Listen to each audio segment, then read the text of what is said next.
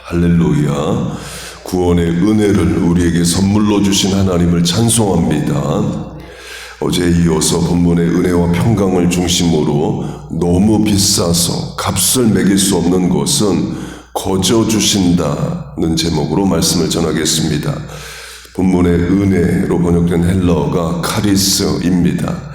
영어로 grace, 은혜로 번역됩니다. 뜻은 내가 값을 치르지 않고 거저받은 것입니다. grace, 은혜로 번역되는 또 다른 헬라어가 카리스마입니다. 카리스마, 어원이 같습니다. 뜻은 gift, 선물로 주로 번역됩니다. 본문 뒤 4장에 하나님의 은사, gift of God이 나오는데 그게 카리스마입니다. 그 카리스마가 grace, 은혜로도 번역이 됩니다. 은혜의 뜻이 내가 값을 치르지 않고 거저받은 것인데 선물도 내가 값을 치르지 않고 거저받는 것이죠. 그래서 선물도 은혜로 번역이 됩니다. 곧 거저받은 것, 하나님이 거저 주셔서 받은 것을 말합니다.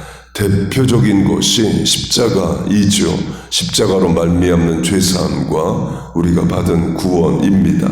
죄 지은 건 난데 죄의 값은 예수님이 대신 치르시고 죄사함과 천국 영생은 내게 거저 선물로 주어집니다. 너희가 그 은혜를 인하여 믿음으로 말미암아 구원을 얻었나니 이것이 너희에게서 난 것이 아니요 하나님의 선물이라가 그걸 말합니다. 그러면 왜 하나님은 구원을, 죄사함을 선물로 주시느냐? 내가 사람이 값을 치를 수가 없기 때문에 그렇습니다. 너무 비싸서 귀해서 거저 주시는 것 밖에는 방법이 없어서 그래요. 예수님의 비유로 하면 사람이 하나님께 치러야 할 죄의 값이 1만 달란트입니다. 당시 보통 사람이 하루 일을 하고 노임으로 받는 것이 1데나리온입니다. 1달란트는 6천 데나리온이에요. 1만 달란트는 6천만 데나리온이죠. 그러면 그 사람이 하루에 1데나리온을 버는데 1만 달란트를 갚으려면 16만 4천 년을 일해서 그것도 한 푼도 쓰지 않고 모아야만 갚을 수 있는 돈입니다. 불가능하다를 말하는 거죠. 그래서 왕이 forgive, 탕감해 줍니다. 그 방법밖에는 없기 때문에 그래요. 죄사함과 구원의 은혜가 그와 같습니다. 사람이 값을 치를 수가 없어서 하나님은 거저 구원을, 죄사함을 주십니다. 세상에서도 마찬가지입니다. 너무 비싼 것은 선물처럼 거저받을 수밖에 없습니다.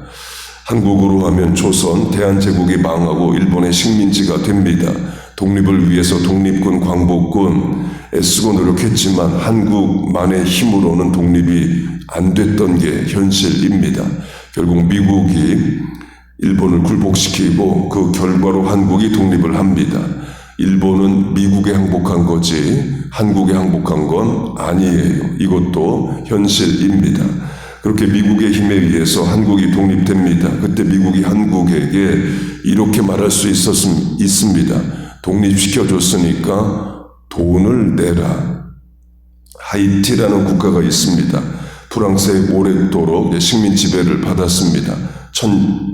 1825년에 서야 프랑스가 하이티를 독립시켜 줍니다. 100년 넘도록 식민 지배하고 19세기 초반에 독립을 시켜줘요. 그러면서 프랑스가 독립을 시켜줬으니까 돈을 내라고 말합니다. 당시 프랑스 화폐, 유로 쓰기 전이라 프랑스 화폐로 1억 5천만 프랑, 지금 미국 달러로 하면 210억의 달러를 내라고 합니다. 하이티가 낼 돈이 없죠. 그래서 100년이 넘도록 돈을 프랑스 정부에 갚았습니다. 20세기 초반까지 갚았어요. 그럼 20세기 초반엔 다 갚아서 끝났냐? 아닙니다. 전 세계가 프랑스에게 이제 그만 받으라고 가난한 나라에서 그만 뜯어내라고 해서 프랑스가 결국 돈 받기를 포기합니다. 세상 인심 그럴 수 있다는 거예요. 그럼 미국도 한국을 향해서 독립시켜줬으니까 돈을 내라 그렇게 말할 수 있는 거죠. 미국은 그렇게 안 합니다. 왜? 한국이 갚을 능력이 안 돼요. 그래서 도리어 미국이 한국을 도와줍니다. 1948년 국가를 설립하고 이승만 정부가 섭니다. 돈이 있어야 나라 운영하고 공무원 월급 주죠. 미국이 원조해 줍니다. 빌려주는 것도 아니고 갚으라는 것도 아닙니다. 무상 지원을 해요. 이승만 정권 초기에 국가 운영 자금의 75%가 미국 원조였습니다. 강조점은 너무 귀하고 비싼 것은 내가 갚을 수도 없고 값을 치를 수도 없습니다. 그러면 세상이든 영적인 것은 거저 받는 방법밖에 없다는 거예요. 십자가로 말미암는 죄사함과 구원, 천국 영생이 그렇습니다. 값을 매길 수 자체가 없습니다. 영어로는 priceless, invaluable, 값을 정할 수가 없어요. 그러면 하나님은 거저 주시는 것밖에 없습니다. 구원이 선물로 우리에게 그렇게 주어졌어요. 이 땅에서 가장 비싸고 안전한 현물은 금입니다. 그런데 계시록을 보면 천국은 도로 바닥이 금입니다. 그래서 이 땅의 모든 금을 다 모아서 하나님께 바친다고 해도 하나님이 지구의 모든 금에 감동할 뿐이 아니라입니다. 계시록을 보면 하늘에서 새 예루살렘이 내려오는데 정육면체, 그러니까 주사위 같은 이 모습입니다. 길이로 하면 1500마일이에요. 뉴저지에서 캘리포니아가 3000마일이니까 뉴저지에서 미국 절반 정도 되는 밑변의 도시입니다. 그 성에 12개의 진주문이 있다 말합니다. 정육면체라 그 성의 높이도 밑변과 같아요. 높이가 1500마일입니다. 그런 성의 문은 1300마일 또는 1400마일 정도의 문이겠죠. 이 땅의 진주는 아무리 커도 1.5cm밖에 안 됩니다. 그런데 계시록이 말하는 천국의 문은 하나의 진주인데 그게 1000마일이 넘어요. 강조점은 이 땅에 무슨 귀한 것을 다 모아서 하나님께 바쳐도 그걸로 하나님으로부터 구원을, 천국 영생을 살 수가 없다는 거예요. 아예 값을 치를 수가 없습니다. 그래서 하나님은 거저 주십니다. 그게 은혜, 카리스이고 선물 카리스마입니다. 너희가 그 은혜, 카리스로 인하여 믿음으로 말미암아 구원을 얻었나니 이것이 너희에게서 난 것이 아니요 하나님의 카리스마 선물이라 입니다. 그렇게 우리가 구원을, 죄사함을, 천국 영생을 얻었습니다. 내가 값을 치를 수가 없어서 하나님의 아들이 대신 치르시고 내게는 믿기만 하라 거저 주셨어요. 그 구원의 은혜를 찬송합니다. 같은 차원을 로마서로 강조하겠습니다. 로마서 8장을 보면 우리가 예수 믿고 하나님의 자녀가 된 것을 양자, 어답션으로 말합니다. 그 말은 원래 우리는 하나님의 자녀가 아니라는 거죠. 출생부터 하나님과 원수라고 말합니다. 예수 믿어야 하나님의 자녀가 된다입니다. 그렇게 하나님의 자녀가 되는 것을 양자로 말하는데요.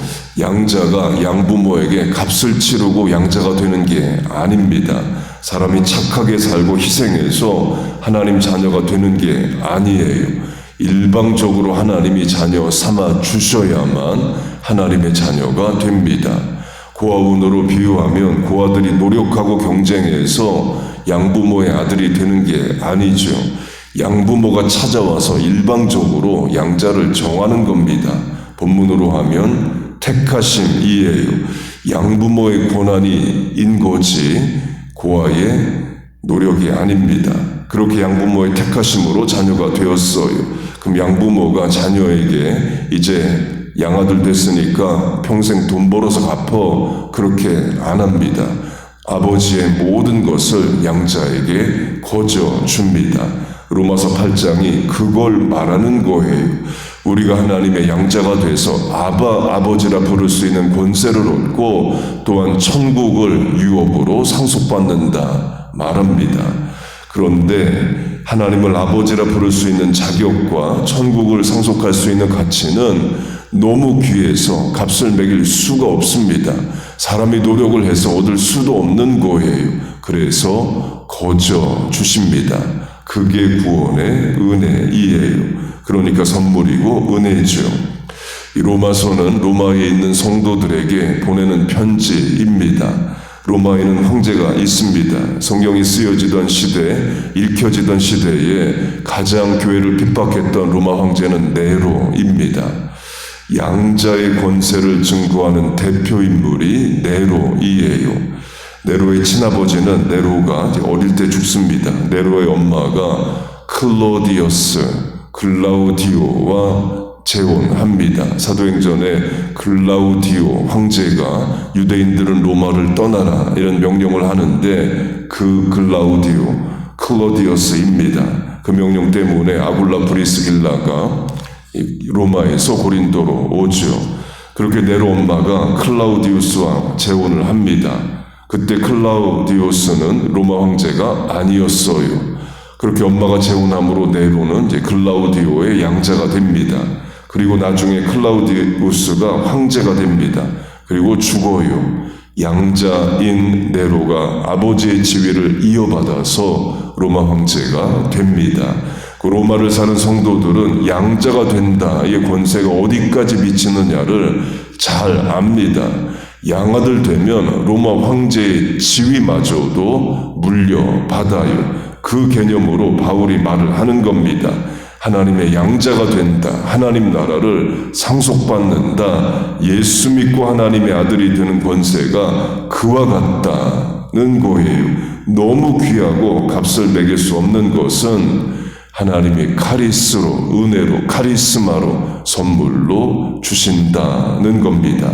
그게 우리가 받은 죄사함의 구원, 하나님의 자녀가 되는 권세, 천국에서 영생하는 자격입니다. 그 은혜를 선물로 주신 하나님을 찬송합니다. 그걸 은혜로 깨달은 자로 남은 인생 하나님의 자녀답게 주신 사명 감당하며 귀하고 아름답게 살아드리시기를 주의 이름으로 축복하고 축원합니다. 아멘. 기도하겠습니다.